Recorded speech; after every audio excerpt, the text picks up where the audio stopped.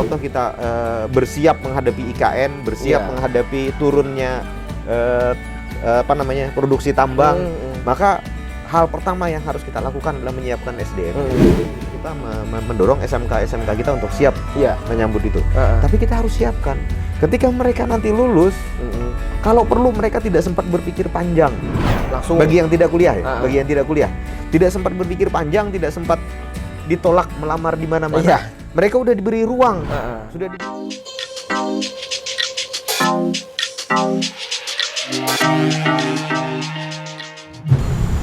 Assalamualaikum warahmatullahi wabarakatuh. Waalaikumsalam. Selamat bertemu kembali di program Tamu Ngopi Firman Yusi.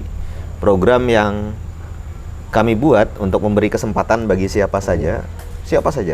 Karena terbatas nih Bang lah. Tidak terbatas untuk datang ngopi, ngobrol sama-sama dari yang isu yang receh-receh sampai isu yang serius-serius. Kalau bisa serius-serius lah. Kita selalu aja Bang. Kalau bisa tidak serius, alhamdulillah malah aku yang bersyukur kalau tidak serius gitu kan. Jadi tidak serius tapi tetap substansinya dapat lah. Ada yang kita sampaikan lah ke warga kita. Nah, hari ini saya kedatangan tamu kawan lama namanya Ihsan. Iya. Mantan wartawan. Jadi kira-kira sudah kada hal yang aneh lagi lah untuk ngobrol-ngobrol kayak ini kan. Bang, masih aneh lah. Karena kelamaan. Kada biasa di muka kamera gitu. Kada biasa di muka kamera. Karena biasanya Pak wartawan cetak tuh langsung ini aja. Udah di depan kamera. Nah, hari ini Ihsan saat ini bekerja di sebuah perusahaan swasta lah di Tabalong ini. Mumpung kami ada waktu di Tanjung, kita ngobrol-ngobrol. Untuk kawan-kawan yang lain barangkali yang ingin ngobrol, minta waktu untuk ngobrol di lain kesempatan, silahkan menghubungi nomor kontak yang tertera di bawah ini. Nanti akan diatur jadwalnya untuk ngobrolnya. Jangan lupa subscribe, like, dan komen di channel ini. Beri masukan, beri saran biar channel ini terus berkembang. Biar gagasan-gagasan yang meskipun tidak serius tadi, tapi mungkin muncul dari diskusi ini, itu makin banyak yang muncul ke depan dengan berbagai tema bahasan. Kemudian kawan-kawan juga bisa menghubungi saya lewat media sosial yang tersedia, media sosial yang aktif saya gunakan saat ini. Ada Facebook, ada Instagram juga. Silahkan menghubungi lewat sana. Kalau toh minta jadwal untuk jadi tamu ngopi pun boleh lewat channel itu. Insya Allah di media-media sosial itu selama ini aktif lah untuk merespon. Kada terbatas di handphone. Tidak terbatas di WA, tidak terbatas di telepon, tapi juga lewat berbagai media sosial yang selama ini dikelola. Termasuk lewat channel ini. Karena channel ini juga kami pantau komen, kami pantau hampir setiap saat kami pantau, jadi masih bisa terhubung dengan teman-teman. Dipantau selama tidak sedang mengerjakan tugas. Jadi kalau memang responnya misalnya gitu kan, responnya tuh ada yang merasa responnya kok bisa lambat, kok bisa hari ini udah ada respon, besok baru direspon, atau 2 atau 3 hari kemudian baru direspon. Boleh jadi kita sedang ada kegiatan lain yang tidak memungkinkan kita untuk merespon. Tapi insya Allah sebenarnya setelah aktivitas itu selesai biasanya direspon, dan hampir tidak ada sih yang sampai 2-3 hari biasanya di hari yang sama. Tapi bisa juga itu Bang, orang berminat untuk membantu merespon kan, bisa juga kan? Kalau di media seperti di YouTube mungkin kalau di Facebook di komen ininya mungkin tapi kalau yang DM nah itu pasti nunggu kita bisa balas gitu kan. Kalau yang DM di Facebook, DM di Instagram, karena cukup banyak lah teman-teman yang DM di Facebook, DM di Instagram. Ada juga yang tidak percaya diri untuk hadir di Tamu Ngopi. Oh, saya ini bukan siapa-siapa, boleh hadir? Bagi saya tidak ada orang yang tidak penting. Semua orang adalah penting. Kita sama penting semuanya gitu. Jadi siapa aja sebenarnya boleh. Wah, saya tidak bisa ngomong dengan menggunakan bahasa Indonesia. Udah, pandiran bahasa Banjar kita. Kalau misalnya kada bisa bahasa Indonesia kan. Bahasa Indonesia ini sih saya gunakan karena memang mungkin pemirsa ada yang kurang mengerti bahasa Banjar. Tapi kalau nanti kita ngobrolnya misalnya ada bahasa Banjarnya, ya nanti tim lah yang mentranslatekan di bawah. Jadi kalau ada tamu yang berminat hadir tapi kemudian dari sisi bahasa agak ada kendala, kecanggungan menggunakan bahasa Indonesia, silakan aja datang. Kita ngobrol pakai bahasa Banjar. Nanti tim kami bikin translate-nya biar orang lain yang kurang mengerti bahasa Banjar bisa ngerti bahasa Banjar. Oke, San. Jadi ini apa kabarnya? Iya, alhamdulillah kita Sehat? bisa ketemu, sehat, alhamdulillah. Ini kesempatan langka sih sebenarnya gitu Bang. Kesempatan yang mungkin kada saban kali kita bisa lakukan gitu. Betul. Artinya ya saat ini kan memang banyak saluran-saluran tuh melalui media sosial segala macam. Tapi untuk bisa ketemu langsung, ngobrol banyak hal gitu, itu ya kesempatan langka sih. Kita apresiasi yang sebesar-besarnya lah. Pola-pola seperti ini mungkin bisa juga dijadikan landasan bagi orang-orang yang punya akses untuk menyuarakan aspirasi ini ke tempat yang semestinya misalnya. Betul. Ya mudah-mudahan dengan aspirasi kita tersampaikan itu, ya ada perubahan-perubahan yang cepat kita rasakan juga kan. Karena selama ini mungkin kita melihat hanya permukaan aja, ya politik itu yang kayak ini gitu. Manfaatnya tuh cuman ya mau pemilu baru ada manfaatnya. Pesta 5 tahunan ya benar-benar dijadikan pesta 5 tahunan. Nah, cuman ini Bang, hal paling mendasar ketika kemarin ngobrol sama kawan-kawan itu kan ya ada sedikit curhat. Sedikit curhat soal tentang bagaimana Tabalong ini pasca tambangan. Oke. Artinya ini kan industri ekstraktif ini kan bukan industri yang tidak bisa diprediksi gitu Bang, kapan berakhirnya. Ini bisa diprediksi kapan berakhirnya. Dan kita punya riwayat dulu minyak ada di Tanjung. Kemudian kayu sampai kalau ulun kada salah pernah dengar Bekesahan ada kampung Filipin karena di sini kan. Betul. Waktu itu pekerja dari luar dari Filipina khususnya waktu zaman kayu. Iya. Dan ini zamannya industri batubara nih saat ini di Tanjung. Dan semuanya bisa terprediksi kapan berakhir gitu Bang. Nah kalau Bang Firman melihat pasca tambang nanti seperti apa? Sudah siapkah Tanjung gitu menyambutnya? Iya. Karena kita punya riwayat yang mungkin tidak begitu mengenakan lah. Betul. Jadi sebenarnya kekhawatiran itu kan kehadiran semua orang ya. Iya. Karena memang sejarahnya Tanjung ini kota sumber daya kalau aku melihat. Kenapa aku bilang kota sumber daya?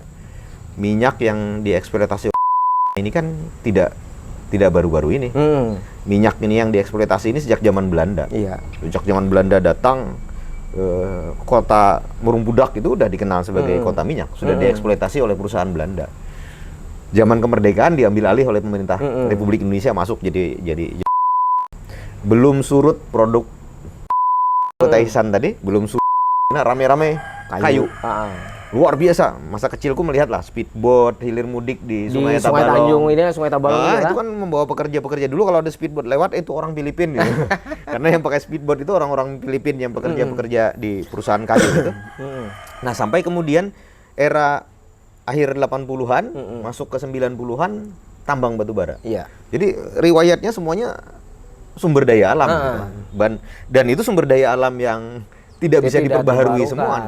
Jadi minyak, kayu sih mungkin bisa diperbarukan, tapi membarukannya memerlukan proses waktu yang cukup panjang itu. Kemudian yang terakhir batu bara. Nah, ini menimbulkan kekhawatiran. Ada pengalaman kurang mengenakan misalnya ketika minyak mengalami penurunan. Maka ada perubahan yang cukup signifikan dialami masyarakat kita. Daya beli, kemudian performan lah ibaratnya, performan ekonominya itu mengkhawatirkan. Nah, kekhawatiran yang Ihsan sampaikan tadi menjadi kekhawatiran semua orang. Walaupun beberapa waktu yang lalu misalnya pemerintah kabupaten sudah pernah menjawab bahwa dengan struktur ekonomi kita di Tabalong sekarang, itu pemerintah Tabalong yang sekarang itu berani mendeklar bahwa ke depan tanpa tambang sekalipun masyarakat kita bisa gitu. Masyarakat kita bisa, tapi ini kan aku tidak menyebutnya sebagai jawaban yang hanya jawaban yang ini, tapi masyarakat memerlukan bukti. Iya. Yang sekarang barangkali bukti itu belum begitu muncul lah, dirasakan. Belum begitu dirasakan bahwa betul tidak. Iya. Pasca tambang nanti struktur ekonomi kita cukup kuat untuk ini. Masyarakat tuh perlu sesuatu yang real yang membuktikan bahwa kita memang kuat, bisa bertahan. Nah ini barangkali yang harus dijawab oleh semua, bukan cuma dijawab oleh pemerintah. Pemerintah dengan berbagai teori ekonominya, dengan melihat perkembangan perkembangan dunia usaha yang berkembang, baik dunia usaha di sektor terkait pertambangan atau non pertambangan, juga sektor-sektor yang lain, pertanian dan lain sebagainya. Pemerintah boleh saja optimis dengan data-data itu, dengan data-data yang tersaji di depan mata pemerintah. Tetapi sekarang yang perlu dilakukan tuh data yang tersaji di depan publik. Maka kita semua yang harus jawab. Kita semua, perusahaan juga lewat tanggung jawab sosialnya harus menjawab juga bahwa mereka memang mempersiapkan masyarakat kita untuk siap pasca tambang nanti. Kalau aku melihatnya pertama di sisi itu. Nah, apa yang harus dilakukan? Tidak ada cara lain menurut aku, melihat potensi mana yang sekiranya kita sudah punya, tetapi potensi itu justru bisa menjadikan jaminan kehidupan di masa yang akan masa datang. Itu yang harus dilihat dan dikaji dari sekarang. Kita harus mulai kaji tuh. Kira-kira ke depan pasar, kalau aku bicaranya sesimpel itulah, kita berumpama aja lah. Pasar kita tuh perlu apa? Ke depan pasar kita perlu apa yang bisa diproduksi oleh masyarakat kita sendiri, sehingga masyarakat kita sendiri itu bisa hidup dengan itu. Bayangkan data yang seperti ini, San. Ini termasuk data yang menurut aku cukup mengkhawatirkan, membuat kita makin khawatir. Waktu terjadi bencana banjir banjir kemarin di ini, jembatan di Kabupaten Banjar itu putus, mobilisasi putus. Kita di Pusaka punya URC yang memberi bantuan untuk mereka yang kena bencana. Kita nyari telur susah waktu itu. Iya. Waktu itu muncul mie instan susah itu Bang lah. Waktu itu mikir di kepala ini, artinya telur selama ini tergantung kiriman gitu kan. Maka coba-coba ngulik-ngulik data lah, ngulik-ngulik data di Tabalong. Berapa kebutuhan telur di Tabalong dalam 1 tahun? Ternyata untuk posisi tahun kemarin itu kita perlu sekitar 33 juta butir telur per tahun. Per tahun. Telur ayam petelur, bukan telur itik, telur ayam petelur, telur ayam ras jarang gitu kan. 33 juta butir telur per tahun. Oh, itu kalau dipaksa setiap hari Bang. Dan baru sekitar 3 juta butir yang dipenuhi oleh peternak lokal. Berarti ada sekitar 30-an. Ada 30 juta butir. 30 juta yang belum bisa dipenuhi. Itu kebutuhan lokal. Kita baru bicara kebutuhan lokal. Nah, mestinya ini kan jadi dasar untuk kita kemudian mengembangkan ekonomi kita. Iya. Minimal kita harus mengembangkan peternak-peternak yang bisa memenuhi kebutuhan kita sendiri. Kita baru bicara pasar kita sendiri. Kita perlu daging sapi juga, kita masih tergantung kiriman. Kita belum swadaya dengan daging sapi. Ini baru dua komoditas yang kita bicarakan. Kita belum bicara komoditas-komoditas yang lain. Nah, sebenarnya kan ini apakah yakin sih kita pemerintah sudah melakukan kajian soal itu, tapi percepatan untuk mendorong itu penting. Iya. Percepatan untuk mendorong agar masyarakat kita kemudian melihat ini sebagai peluang usaha yang mengurangi ketergantungan kita kepada dunia industri, khususnya industri yang pertambangan yang tidak bisa dibaharukan ini tadi. Jadi upayakan memenuhi kebutuhan sendiri dulu. Kalau kebutuhan sendiri itu sudah terpenuhi, baru kita memenuhi kebutuhan di luar. Nah, maka aku yakin kalau konsepnya seperti itu didorong sejak sekarang, itu ekonomi kita akan tetap bergerak meskipun misalnya industri-industri khususnya yang tak terbarukan ini sudah mulai mengakhiri, gitu. Sudah mulai jadi berkurang. mestinya makin itu turun, ini yang kita harus kita genjot. Aku pernah diskusi dengan teman-teman yang punya kafe lah. Kopinya dari mana? Iya. Ternyata jawabannya mayoritas kopinya dari luar. Kenapa problemnya? Kopi kita barangkali ada, tapi apakah sudah diolah sesuai dengan standarnya kopi? Kita di Kota Tanjung aja ada 70-an ya? 60-an. 60-an kafe, warung dan lain sebagainya. Ini kalau kopinya dipenuhi dari lokal petani lokal, ini peluang sebenarnya. Tetapi mungkin ada keterbatasan di petani kita. Apakah keterbatasannya tuh di luasan misalnya? Apakah keterbatasannya di pengolahan pasca panennya misalnya? Sehingga tidak bisa memenuhi standar yang dibutuhkan.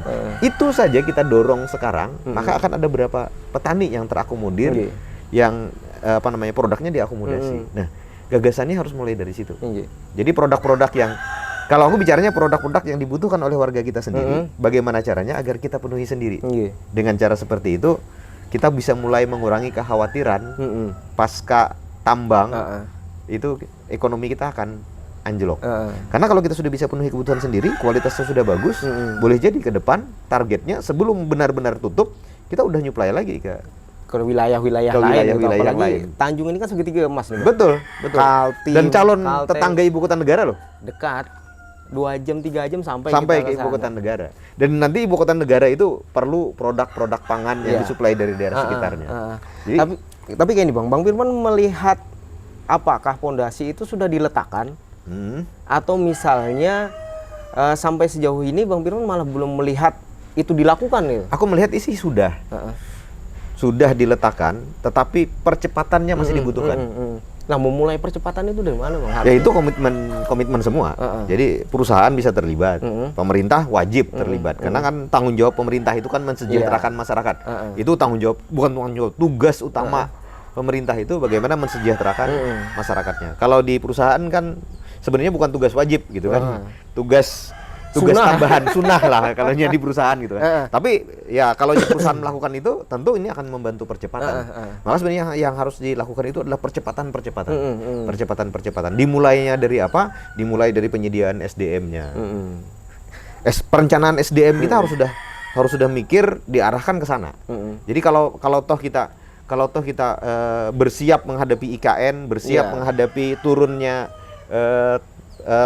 produksi tambang, maka hal pertama yang harus kita lakukan adalah menyiapkan SDM-nya. Jadi kalau sekarang aku melihatnya gini, ada kecenderungan misalnya penyiapan SDM kita justru hanya memenuhi kebutuhan yang sekarang. Katakanlah misalnya ada sekolah, ada SMK yang sekarang diarahkan untuk bisa mengisi ruang-ruang kerja di perusahaan tambang.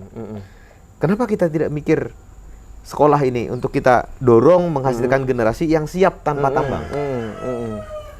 Menghasilkan orang-orang entrepreneur yang memang siap tanpa tambang. Jadi misalnya tadi kayak kita punya data 33 juta butir telur itu, kita baru bisa penuhi 3 juta butir telur. Kenapa kita tidak fokus mempersiapkan SDM yang akan siap menghasilkan telur-telur? Kenapa kita tidak fokus pada penyiapan SDM yang akan siap menghasilkan kopi-kopi yang berkualitas baik tadi misalnya. Lebih cenderung ke sana. Jadi kalau toh untuk memenuhi kebutuhan sekarang itu cukup untuk memenuhi itu aja. Tapi di luar itu kita harus siapkan. Dan kita harus siapkan juga. Misalnya kalau aku sih punya kecenderungan misalnya kita mendorong SMK kita untuk siap menyambut itu. Tapi kita harus siapkan. Ketika mereka nanti lulus, kalau perlu mereka tidak sempat berpikir panjang. Langsung bagi yang tidak kuliah bagi yang tidak kuliah tidak sempat berpikir panjang, tidak sempat ditolak melamar di mana-mana. Mereka udah diberi ruang, sudah diberi ruang untuk kau kemarin lulusannya peternak. Sekarang rencanakan sebuah peternakan bersama teman-temanmu. Kembangkan peternakan, kita akan fasilitasi. Kalau perlu sampai ke sana. Artinya ada kemudahan-kemudahan yang juga disiapkan untuk mereka berusaha. Karena kan kadang-kadang anak muda takut berusaha, baru lulus, nggak punya modal. Siapa yang mau pinjami duit sekian banyak? Baru ada rencana di kepala gitu kan. Nah ini harus difasilitasi. Pemerintah tuh punya instrumen sebenarnya. Di pemerintah itu ada yang namanya program kewirausahaan pemuda. Nah instrumen ini kan sebenarnya bisa dikawinkan dengan misalnya pengembangan SDM di SMK, dikawinkan dengan program kewirausahaan pemuda. Jadi begitu mereka lulus, mereka didorong untuk jadi wirausaha di bidang-bidang yang non pertambangan tadi gitu. Jadi wirausaha di bidang yang mereka memang sudah terlatih sejak sekolahnya. Kalau tadi kita ada fokus misalnya mereka menjadi peternak ayam petelur, udah program kewirausahaannya didorong mereka untuk menjadi peternak ayam petelur yang akan nyuplai telur ayam ke wilayah kita pasar dulu, kita dulu, memenuhi pasar kita dulu gitu. Demikian juga dengan produk-produk yang lain. Artinya basis data itu kita sudah ada gitu Bang. Yakin sudah ada dimiliki oleh pemerintah. Basis data ada dan kemudian serapan pasar pun bisa terukur kayak itu Bang sebenarnya. Betul. Nah yang kendala lain gitu Bang, yang Bang Firman melihat gitu. Selain soal SDM-nya, apalagi Bang? Kendala lainnya faktor-faktor penunjang. Faktor-faktor penunjang kita yang juga masih tergantung dengan pihak luar. Jadi faktor penunjangnya contoh gini aja lah, kalau kita masih bicara ayam lah, bicara ayam petelur, ketergantungan kita terhadap pakan yang disuplai dari luar juga tinggi. Padahal itu peluang juga, peluang usaha juga. Jadi ketika kita mendorong ada kelompok yang menternakan ayam, misalnya itu tadi kan, maka kita harus dorong juga ada kelompok ketersediaan pakan dari sekolah yang sama ini tadi, misalnya kan dari SMK yang sama ini tadi, untuk berwirausaha menjadi sub dari pengembangan peternakan tadi, menyuplai pakannya. Dan ini akan berentet seperti domino.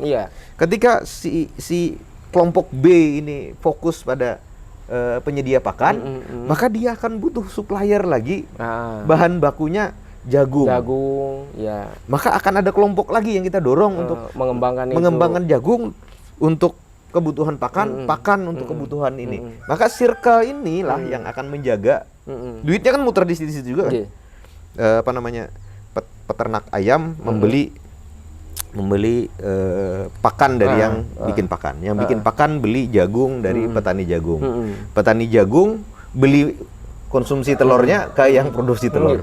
Duitnya muter di dalam wilayah kita sendiri. Maka pasti ekonomi kita akan jauh lebih baik. Jadi yang kedua tadi selain SDM-nya perlu dilakukan kajian juga terhadap faktor penunjangnya. Jadi ketika kita bicara ternak, kita tidak hanya bicara bagaimana orang beternak, tapi bagaimana menyediakan faktor penunjangnya juga harus dan ini mendorong tumbuhnya usaha-usaha baru. Jadi memang harus ada grand design. Jadi begitu kita mendesain satu hal, itu kita harus kaji sampai ini faktor penunjangnya apa saja.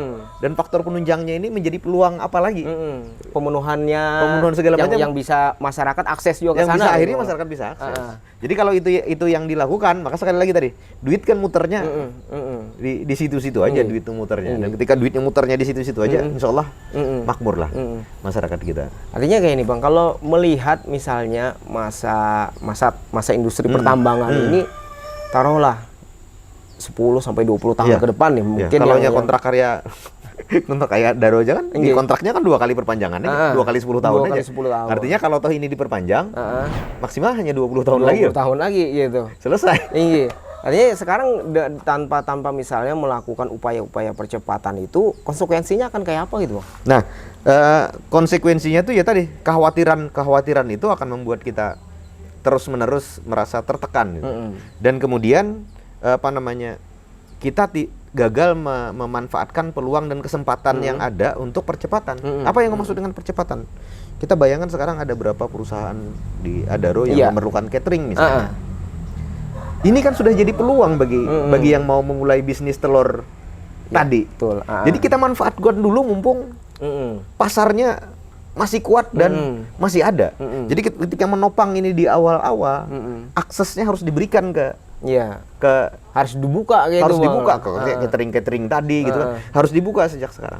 Karena kalau ini sudah berhasil survive, ini sudah tidak ada lagi, ini sudah survive. Ini bisa nyuplai kemana-mana, jadi bisa keluar. Jadi tinggal dia yang berinovasi. Jadi justru menurut aku kesempatan 20 tahun ini adalah kesempatan yang terbaik memanfaatkan perusahaan, bukan hanya memanfaatkan CSR-nya, tetapi memanfaatkan semua potensi yang ada di perusahaan. Yang aku maksud dengan potensi ini, pekerjanya adalah potensi pasar. Itu satu dulu. Kemudian ada banyak pekerjaan di dalam perusahaan itu yang barangkali bisa dimulai diserahkan kepada kelompok-kelompok masyarakat yang lokal gitu. Maka ini kesempatan untuk memulainya dengan difasilitasi 20 tahun terakhir ini tadi. Itu yang harus segera kita lakukan agar tidak muncul kemudian keterkejutan. Begitu 20 tahun kita keasikan dengan kondisi yang ada saat ini, yang ada sekarang, begitu 20 tahun itu masuk semua kaget. Begitu semua kaget, semua belum siap. Yang kita khawatirkan itu kan kita hanya siap dibayang-bayang.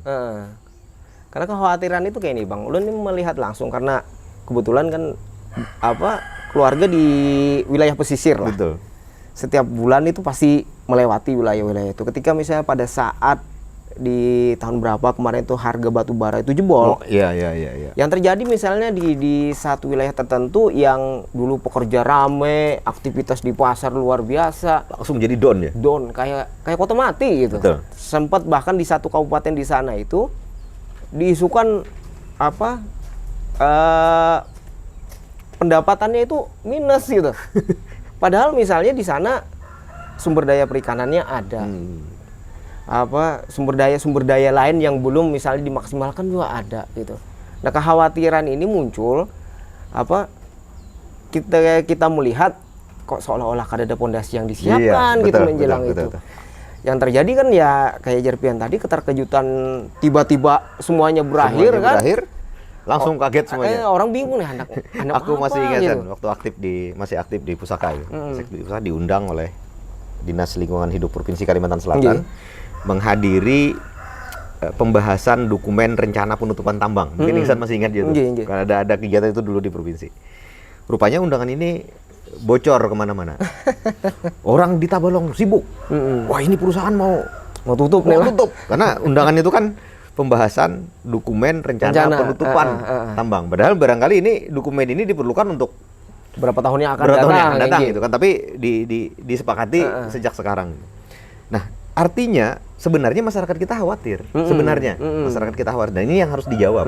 Harus dijawab dengan harus dijawab dengan percepatan tadi agar kekhawatiran di masyarakat itu sudah tidak ada lagi. Tapi memang di seluruh dunia daerah-daerah yang mengandalkan sumber daya alam tak terbarukan itu rata-rata mengalami hal yang sama. Makanya dulu ada istilah yang namanya kutukan sumber daya alam. Karena kan waktu itu kan historinya tuh waktu di Afrika kan. Pernah nonton film ini nggak ya? Apa ya? Blood Diamond. Oh iya. Leonardo DiCaprio. Pernah nonton kan? Pernah. Nah, Blood Diamond itu kan memberi gambaran sebenarnya. Di film itu meskipun itu film entah fiksi entah kenyataan, film itu kan memberi gambaran. Di negara penghasil permata intan terbaik di dunia ada di Afrika, tapi negaranya terus-menerus perang. Negara itu terus-menerus miskin.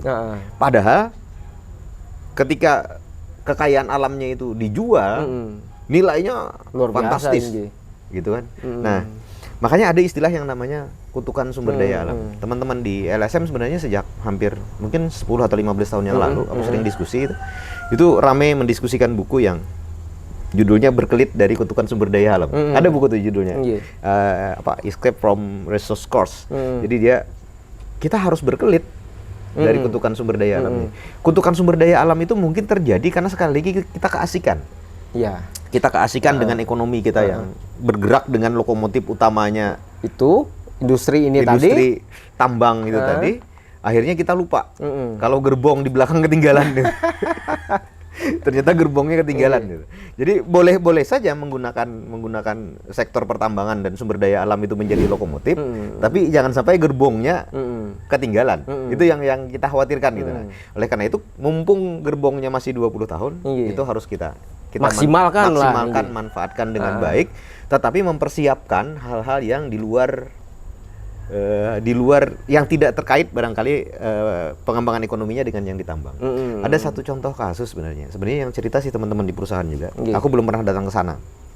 Malah minat sekali datang ke sana. Ada satu kota di Jawa Timur yang terkenal dengan produk rokok. Kudus. Ada satu perusahaan rokok besar di sana.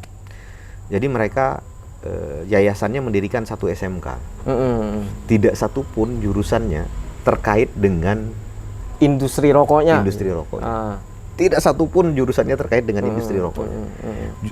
Mungkin ada lah teknologi informasinya barangkali masih bisa dimanfaatkan. Tapi yang secara langsung misalnya soal budidaya tembakau, bagaimana mencampur tembakau misalnya, itu tidak ada. Teknik mesin pabrik rokok misalnya itu tidak ada. Jurusannya justru jurusan yang di luar yang mereka ini. Nah, apa kata mereka soal ini? Bahwa kami ingin mengurangi ketergantungan masyarakat di sekitar ini terhadap lapangan pekerjaan di industri rokok itu tadi. Karena itu kami siapkan masyarakat sekitar untuk siap bekerja kemana-mana ke seluruh dunia dengan kemampuan yang lebih, menguasai teknologi terbaru, karena peralatan yang mereka siapkan di SMK mereka adalah betul-betul teknologi terbaru. Jadi guru-gurunya di-upgrade pengetahuannya dengan teknologi terbaru sehingga siswanya juga menguasai teknologi-teknologi terbaru agar orang-orang ini bisa bekerja kemana-mana, tidak hanya bekerja mengharapkan ini. Nah, mungkin ini yang harus kita mulai. Jadi keberadaan sekarang perusahaan kayu masih ada yang aktif di Tabalong, perusahaan minyak masih ada yang aktif di Tabalong, tambang batu bara masih ada yang aktif di Tabalong. Keberadaan mereka ini didorong tidak hanya menghasilkan SDM yang kayak tadi, yang menyiapkan untuk di dalam perusahaan ini sendiri, bagaimana agar kita dorong untuk menyiapkan hal di luar itu tadi. Bayangkan mereka yang di Kudus itu menyiapkan satu jurusan pelayaran. Padahal di Kudus lah. Di Kudus kan hampir di tengah pulau area pegunungan kan, wilayah pegunungan. Tapi mereka buka jurusan pelayaran, tapi simulatornya merupakan simulator pelayaran yang kerja di Jepang, bekerja ke Thailand, perusahaan pelayaran di Australia, di mana-mana. Kalau dalam negeri apalagi gitu kan, di luar negeri juga mereka bisa bekerja. Nah ini barangkali yang berkelit dari kutukan sumber daya alam tadi dengan cara seperti itu, dan itu barangkali yang belum dipersiapkan, termasuk oleh kabupaten yang diceritakan oleh Ihsan tadi. Mereka tidak mempersiapkan ke sana, masih keasikan dengan potensi yang ada. Dengan potensi yang ada.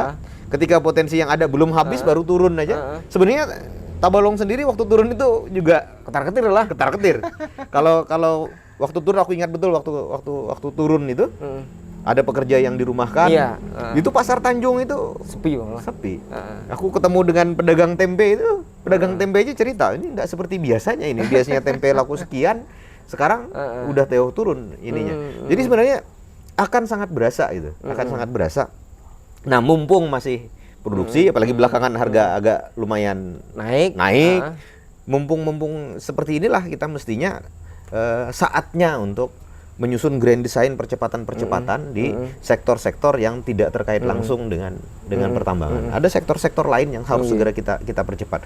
Kukira aku melihatnya selama ini IKN itu salah satu peluang. Sehingga yang potensial untuk dikembangkan itu adalah produk olahan pangan.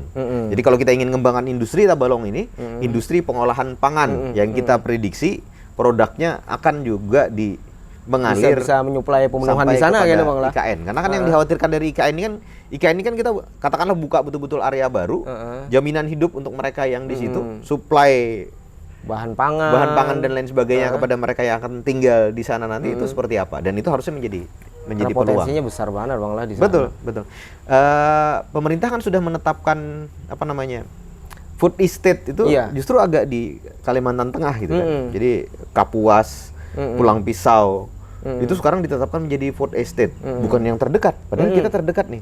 Kalau aku mikirnya kita nggak usah ikutan lah jadi food estate, tapi bagaimana agar produk yang dihasilkan di food estate parkir dulu, kita olah dulu di tempat kita dengan nilai yang lebih tinggi, bisa kita pasarkan ke tetangga kita yang dekat. Mobilisasinya tidak jauh, tapi industrinya yang harus kita siapkan. Kukira aku melihatnya itu menjadi peluang untuk mengembangkan Tabalong ke depan itu adalah industri-industri yang terkait dengan pengolahan pangan.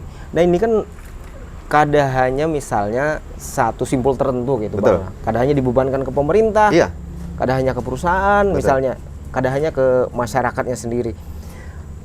Memulainya ini harus dari mana Bang? Untuk bisa ini saling inheren lah satu sama lain. Sebenarnya semuanya harus memulai. Pemerintah punya kesempatan memulai, perusahaan punya kesempatan memulai, masyarakat sendiri punya kesempatan untuk memulai, tergantung kemampuan dan potensinya masing-masing. Jadi memulainya kalau pemerintah kan pasti dari kebijakan, dari rule-nya harus, kajiannya harus memang sudah diarahkan ke sana, bagaimana agar segala usaha yang akan dikembangkan masyarakat itu menjadi lebih mudah. Meskipun sekarang sudah banyak kebijakan termasuk perizinan sekarang yang sebegitu mudahnya sehingga hampir sama dengan prosesnya tuh kayak ada proses saya jadinya. Itu perizinan sekarang kan semudah itu gitu. Nah, sebenarnya sudah memulai, tinggal digedor aja lagi, digedor dan dipercepat. Memang barangkali kita agak down kemarin ketika waktu pandemi. 2 tahun stagnan itu lah. 2 tahun stagnan itu pengaruhnya luar biasa tuh kepada ekonomi kita. Tapi tadi memulainya tuh harus punya kesadaran untuk memulai. Nah, yang terpenting sekarang membangun kesadaran itu. Salah satunya diskusi kita. Ini kan membangun kesadarannya. Jadi masyarakatnya sadar betul, misalnya bahwa tidak selamanya bisa bergantung pada industri ekstraktif ini. Maka masyarakatnya harus kalau dia sadar, pasti kemudian dia akan mengeksplor potensi apa yang dia punya, yang kira-kira akan membuat dia survive. Karena kodratnya manusia itu kan survive sebenarnya kan. Itu udah takdir lah, manusia tuh pasti survive dengan segala kondisinya. Nah, sekarang kita harus sadarkan aja, jangan dilenakan. Aku dari dulu sebenarnya agak berbeda pandangan gitu.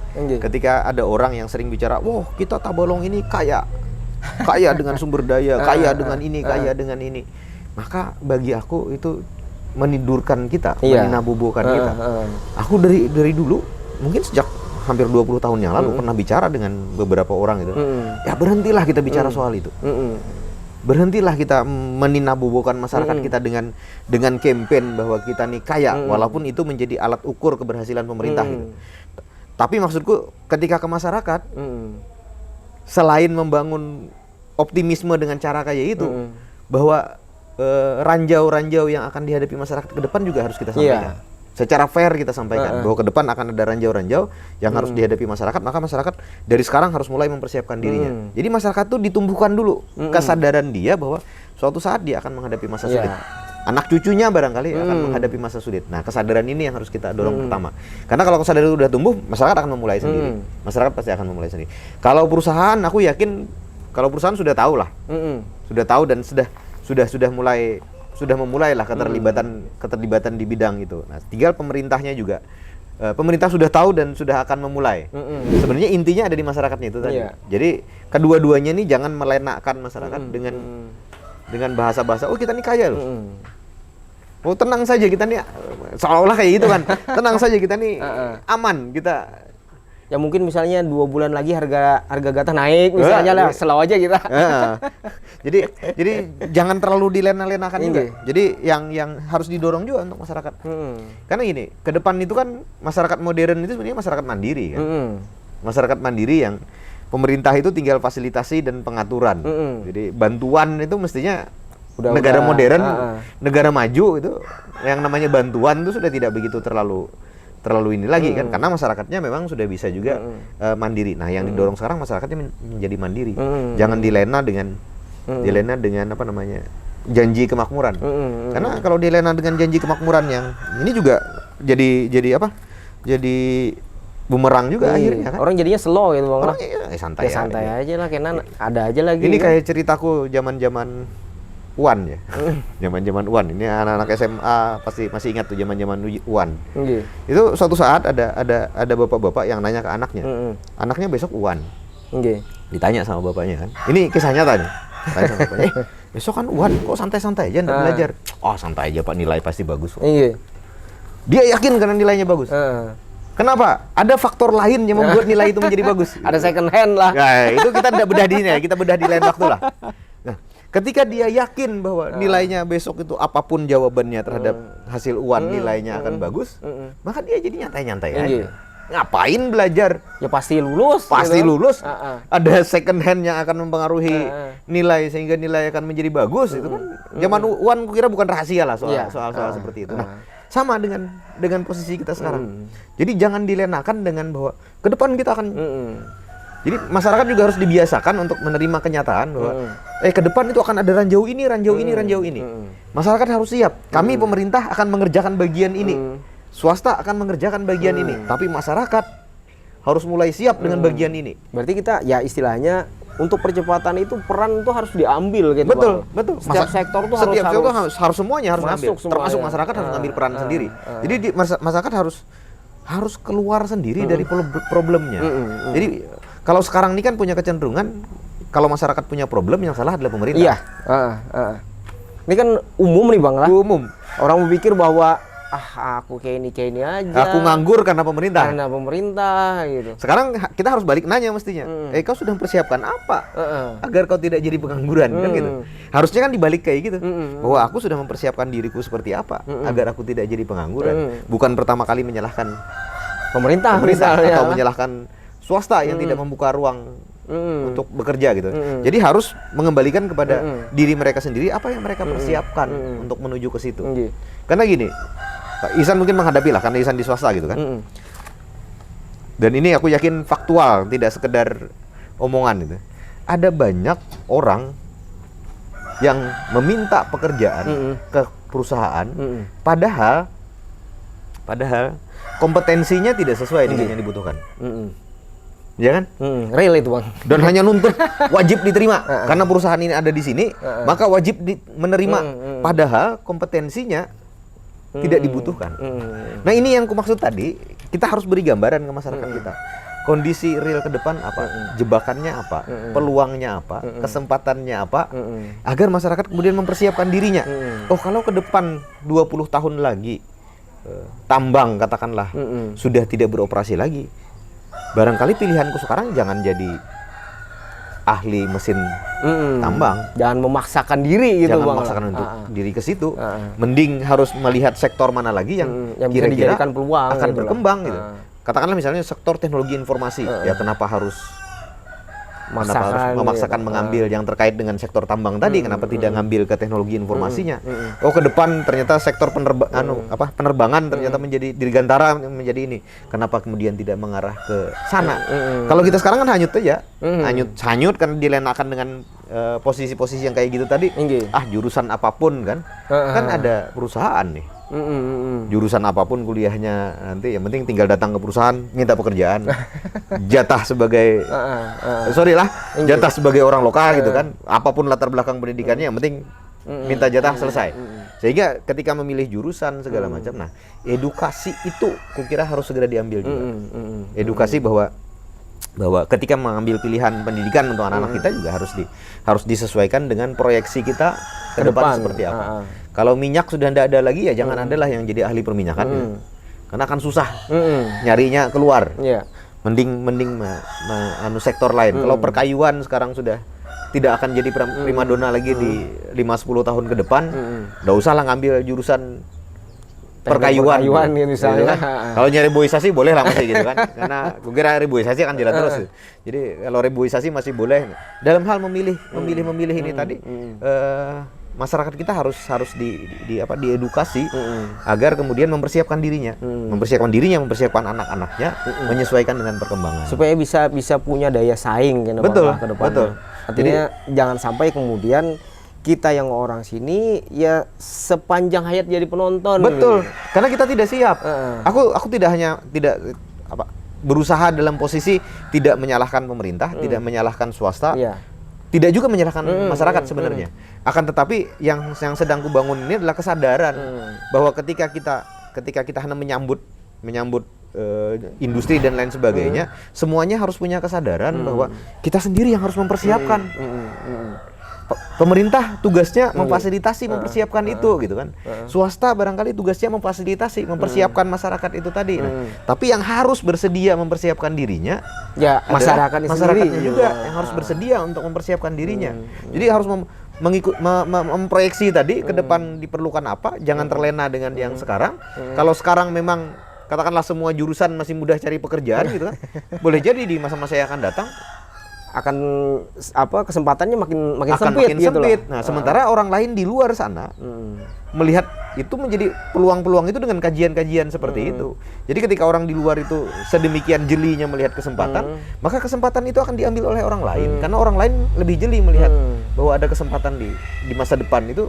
Dan orang malah mempersiapkan diri lebih dulu ke sana. Kalau kita kan menurut aku sih terlalu terlena sih. Kalau sekarang posisinya masyarakat kita agak sedikit terlena. Nah, ini yang harus dilakukan perubahan-perubahannya. Ini kenapa misalnya ulun curhat soal ini nih. Makanya sebenarnya agak lawas gitu lah memikirkan, agak lawas kita misalnya melihat realita di masyarakat kita juga disandingkan dengan latar belakang riwayat di wadah kita gitu, Bang. Artinya dari zaman ke zaman, misalnya zaman minyak, zaman kayu, selesai ya gitu aja gitu.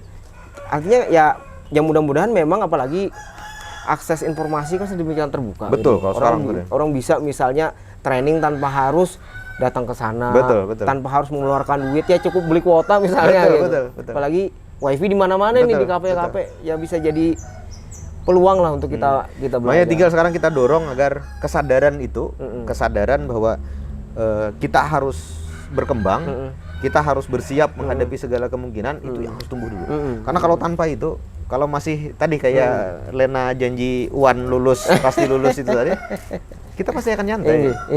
Kalau janji bahwa lapangan pekerjaan pasti kok. Nggak akan ini kok, nggak akan Oke, terima kasih. Tapi ini Bang, relate gak ada Bang sebenarnya antara posisi Pian saat ini dengan upaya melakukan edukasi itu gitu. Sementara Pian bidangnya sebenarnya di pendidikan malah. Pendidikan. Oh, relate aja sebenarnya. Iya. Makanya aku lagi ini sebenarnya yang sebelum ini cukup menceritakan. Sejak dilantik jadi anggota DPR itu aku agak lebih kencang menggedor SMK. Jadi kayak datanya kan sekarang kan se-Indonesia SMK tuh kena tuduh jadi penghasil pengangguran. Karena betul data kita di Kalimantan Selatan itu dari tenaga kerja yang saat ini aktif, tenaga kerja yang saat ini aktif hanya 3,5% yang berpendidikan SMK. Bahkan lebih tinggi yang berpendidikan SMA. Yang berpendidikan SMA itu kalau tidak salah ingat hampir 10 atau 11%. Malahan gitu loh. Iya. Padahal SMK yang diproyeksikan kan SMK yang diproyeksikan jadi penyedia tenaga kerja siap pakai gitu. Tapi justru hanya 3,5% pekerja kita yang sekarang itu berpendidikan berpendidikan tertingginya SMK. Gitu. Kalau yang SMA sudah di atas 10% saya ingat aku. Yang diploma juga sudah di atas 5%, yang sarjana juga sudah di atas 5%. Tapi SMK justru hanya 3,5%. Makanya aku sedang dorong terus, hampir setiap tahun, hampir setiap ketemu dengan mitra kami di pemerintahan, selalu dorong yang namanya revitalisasi SMK. Udah ada kok, Presiden sudah mengeluarkan Inpres nomor 9 tahun 2016 soal revitalisasi SMK. Jadi tinggal dituruti. Tapi ini juga membutuhkan apa namanya? Membutuhkan dukungan dari SKPD lain agar tidak ada ego sektoral untuk sama-sama ngeroyok SMK ini agar SMK ini memang betul-betul menyiapkan tenaga yang siap pakai dan siap wirausaha. Karena kalau tidak akan seperti sekarang ini. Makanya tadi cukup inherent lah ketika aku di Komisi 4 yang sedang aku dorong itu. Komisi 4 ini kan kedua-duanya terkait nih, ketenaga kerjaan dan pendidikan. Itu yang kami tangani. Makanya bilang, ketenaga kerjaan tolong dong Dinas Tenaga Kerja proyeksi 20 tahun ke depan lapangan pekerjaan yang diperlukan itu kira-kira apa?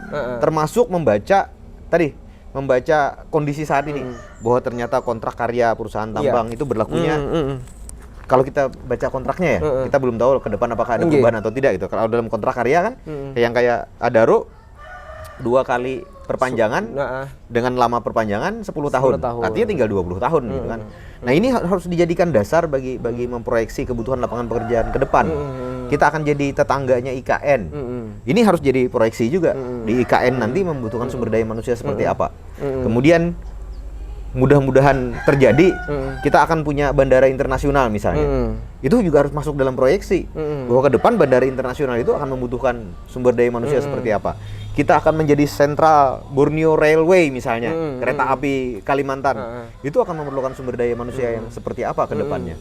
Industri yang akan berkembang ke depan itu industri yang terkait dengan apa, membutuhkan sumber daya manusia seperti apa. Nah, hasil dari proyeksi yang dilakukan oleh mereka yang membidangi ketenaga kerjaan ini yang harus dijadikan pegangan oleh penyelenggara pendidikan.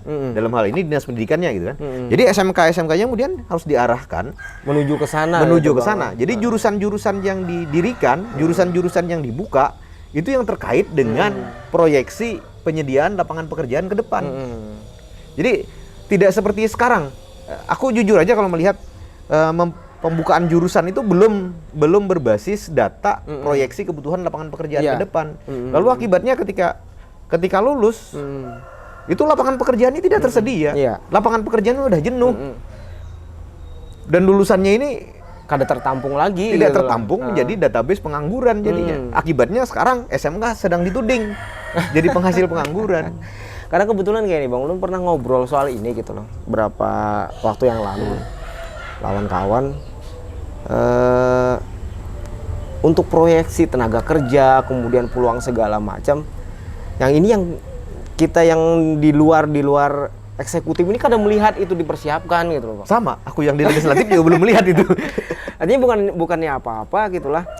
Kita kan melihat bahwa saat ini orang banyak mengeluh soal ketersediaan lapangan kerja. Tapi kok kada didorong untuk pemenuhan ketersediaan lapangan kerja baik secara mandirinya bisa kemudian melahirkan menghasilkan duit yang menarik orang untuk bekerja ataupun kemudian peluang-peluang berdasarkan analisis data itu tadi, ke depannya nih akan terbit seperti ini, celah mana yang bisa kita manfaatkan. Nah, yang kita harapkan sih sebenarnya ya itu tadi, memang percepatan semacam itu, dan juga mungkin ya jangan takutan berinovasi mungkin gitu. Betul. Jadi ini semuanya sekali lagi sangat terhubung dengan aktivitasku di masa lalu sebelum ini juga. Aku kan bergiatnya salah satunya di literasi. Nah, kemarin kami datang ke Perpustakaan Nasional. Kata ada hal yang menarik yang disampaikan oleh apa namanya? Kita tuh sumber dayanya manusianya tinggi, tapi kemampuan memproduksinya rendah. Handphone di Korea katanya kan. Ini berulang yang kemarin ya, cerita yang kemarin ya. Handphone di Korea itu dihasilkan oleh diploma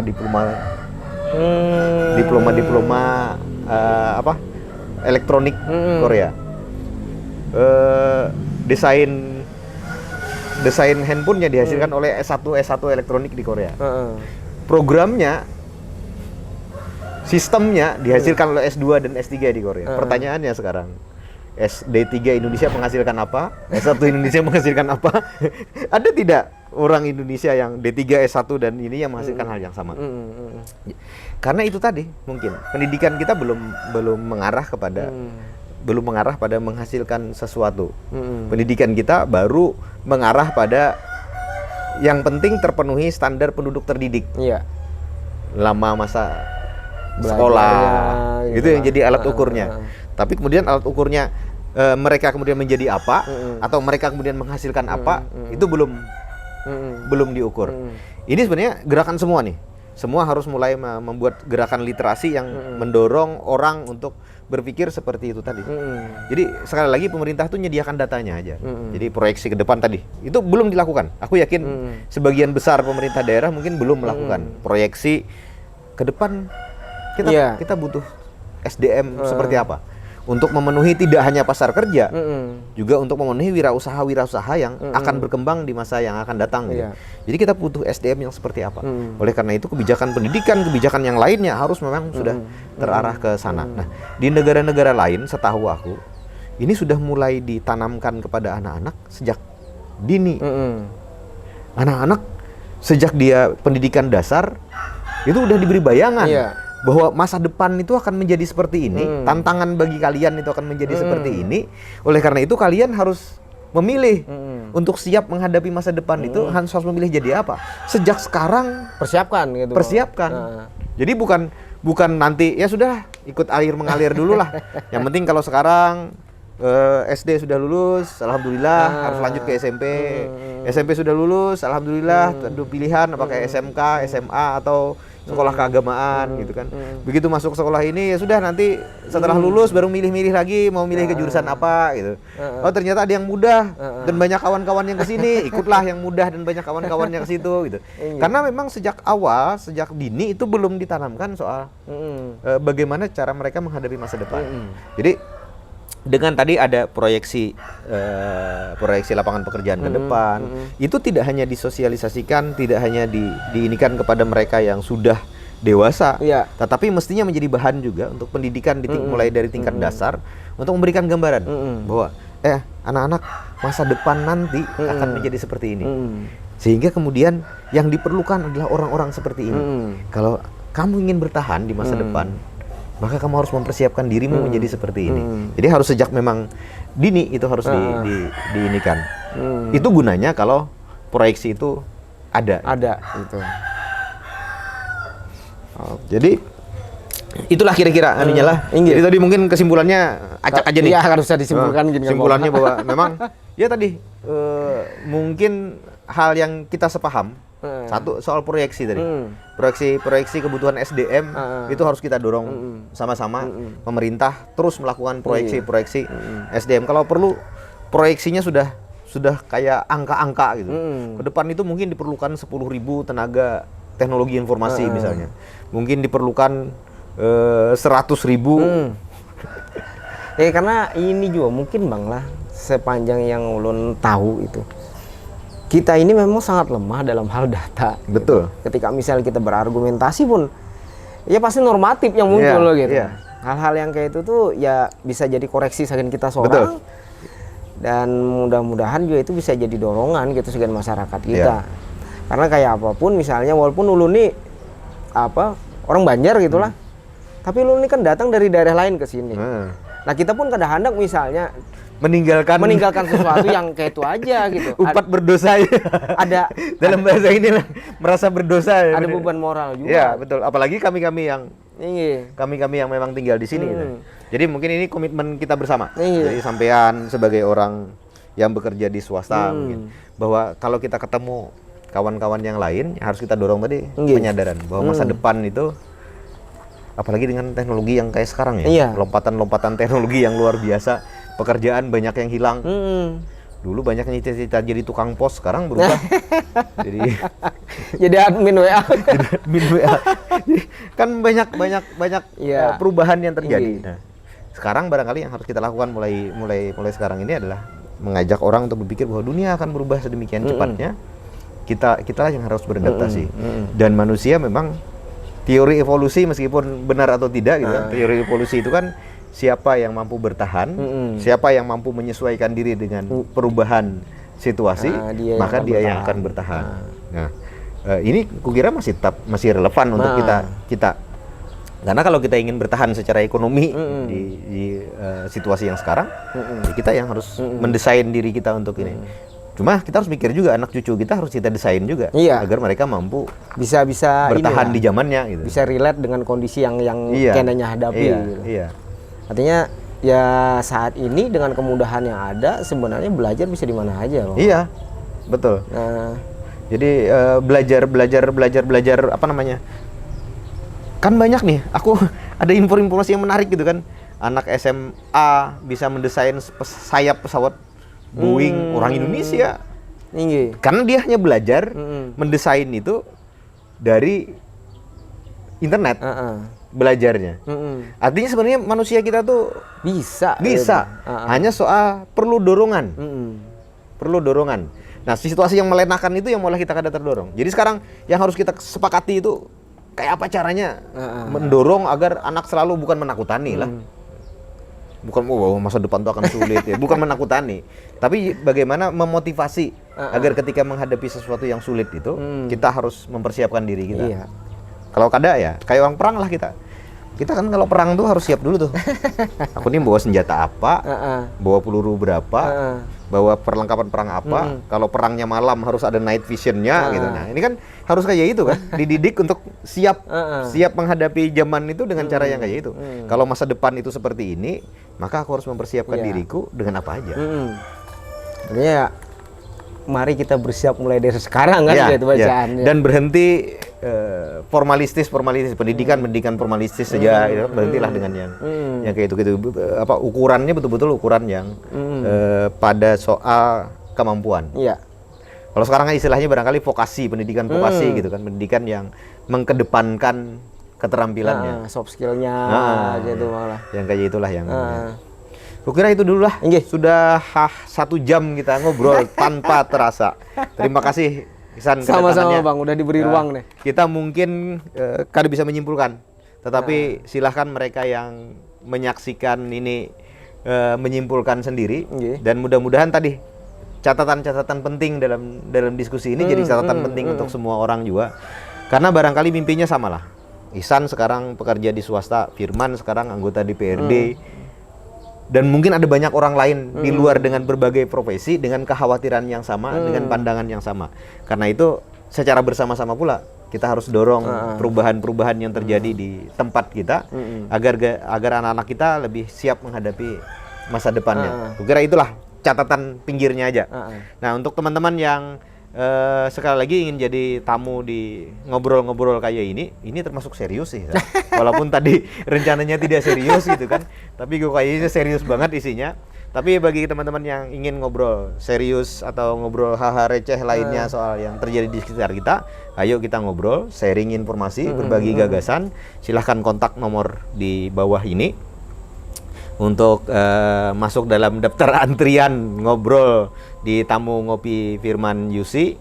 Sekalian juga like dan subscribe channelnya biar channelnya bisa terus berkembang. Kemudian media sosial yang bisa menghubungkan kita semua juga bisa didapat di bawah ini. Silahkan di kontak media sosial untuk bisa terus terhubung dengan saya. Kita mungkin kapan-kapan San bisa aja diskusi dengan tema yang berbeda lagi. Kalau pas lagi kebetulan lagi di Tanjung juga. Tapi kawan-kawan yang masih agak fobia dengan kamera mau diskusi seperti ini tanpa kamera juga saya kira insya Allah tetap diberi ruang lah bagi mereka yang agak fobia dengan kamera. Ini karena mantan wartawan mungkin fobianya hanya setengah aja. Tapi setengah aja. Kalau yang lain mungkin ada yang fobia sama sekali. Jadi silakan bergabung di Tabung Ngopi Pure Manusia.